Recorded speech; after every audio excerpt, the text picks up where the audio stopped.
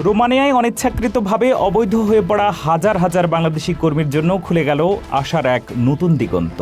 দেশটিতে বসবাসরত অবৈধ বিদেশি কর্মীদের শর্ত সাপেক্ষে বৈধ হওয়ার সুযোগ দিয়ে একটি জরুরি অধ্যাদেশ জারি করেছে রোমানিয়া সরকার। গত মঙ্গলবার বুখারেস্টের বাংলাদেশ দূতাবাস এক জরুরি ঘোষণায় এই ঐতিহাসিক সিদ্ধান্তের কথা নিশ্চিত করেছে, যা প্রবাসীদের মাঝে দীর্ঘদিনের অনিশ্চয়তা দূর করবে বলে আশা করা হচ্ছে।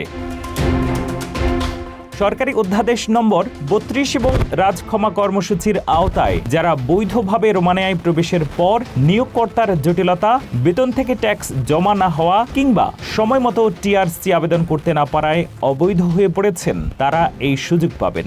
শর্ত অনুযায়ী অবৈধ হয়ে যাওয়া ব্যক্তিকে আগামী ৬০ দিনের মধ্যে ইমিগ্রেশন অফিসে যোগাযোগ করতে হবে এবং একজন নতুন বৈধ নিয়োগকর্তা খুঁজে নিতে হবে। নতুন নিয়োগকর্তার অধীনে ওয়ার্ক পারমিট সংগ্রহ করে টিআরসি কার্ডের জন্য আবেদন করলেই মিলবে বৈধতা। দূতাবাস জানিয়েছে এই বিশেষ সুযোগ ২০২৬ সালের ৩১ ডিসেম্বর পর্যন্ত বলবৎ থাকবে। তবে একটি বিষয় অত্যন্ত গুরুত্বপূর্ণ, যারা ইতিমধ্যেই রিটার্ন ডিসিশন বা দেশ ত্যাগের নির্দেশ পেয়েছেন অথবা যারা অবৈধভাবে সীমান্তে পাড়ি দিয়ে রোমানিয়ায় প্রবেশ করেছেন, তারা এই সুবিধার আওতায় পড়বেন না।